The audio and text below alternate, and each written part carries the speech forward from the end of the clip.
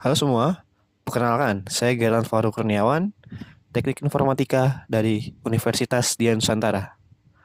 Kali ini saya ingin melakukan presentasi untuk tugas besar mata kuliah pengenalan kecerdasan buatan dengan judul AI untuk analisis sentimen media sosial. Pertama, machine learning.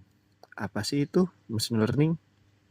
Machine learning adalah cabang dari kecerdasan buatan atau AI yang memungkinkan sistem untuk belajar dan meningkatkan kinerjanya dari data tanpa diprogram secara eksplisit.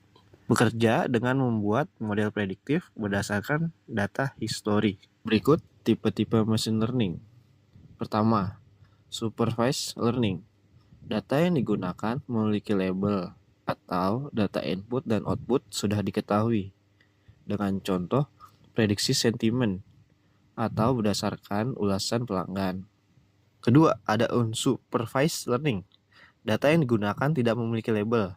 Dengan contoh, pengkelompokan atau clustering data berdasarkan pola perilaku pelanggan.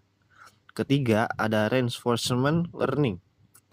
Model belajar melalui interaksi dengan lingkungan untuk mencapai tujuan tertentu melalui sistem hadiah atau hukuman. Dengan contoh, optimalisasi chatbot untuk memberikan respon terbaik ke pelanggan. Keempat, ada semi-supervised learning. Kombinasi antara data berlabel dan tidak berlabel. Dengan contoh, pengenalan entitas dalam teks dengan sebagian data yang berlabel. Selanjutnya, ada definisi naive Bayesian dan contoh penerapan. Apa sih itu naive Bayesian?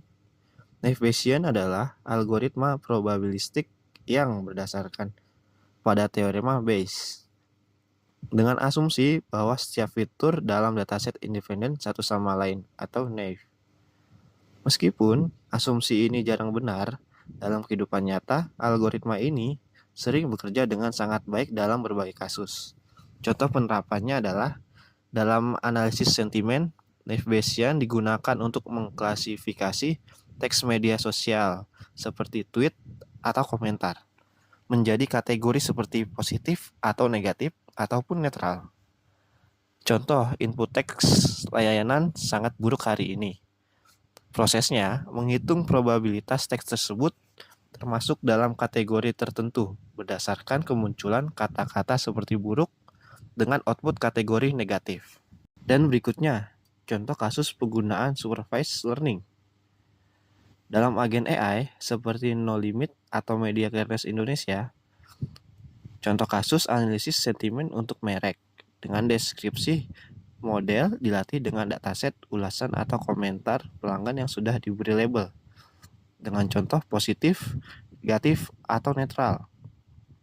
Lalu, proses dataset berlabel dikumpulkan dari media sosial. Model supervised learning seperti logistik, regression, atau random forest dilatih untuk mengenali pola dan memprediksi sentimen dari teks baru. Dengan hasil, perusahaan dapat memahami persepsi pelanggan terhadap produk atau kampanye tertentu. Selanjutnya, contoh kasus penggunaan unsupervised learning. Dalam agen AI yang sama, dengan contoh kasus segmentasi pelanggan berdasarkan perilaku. Dengan deskripsi algoritma clustering seperti K-means digunakan untuk mengkelompokkan pelanggan berdasarkan pola interaksi mereka. Dengan proses, dataset interaksi pelanggan dikumpulkan menjadi jumlah post, frekuensi mention, dan jenis konten yang disukai. Model pengelompokan pelanggan menjadi beberapa segmen tanpa label, dengan contoh pelanggan loyal atau pelanggan pasif. Dengan hasil, perusahaan dapat menargetkan kampanye pemasaran yang lebih spesifik untuk setiap segmen. Selanjutnya, ada dampak model machine learning pada tujuan dan hasil bisnis perusahaan.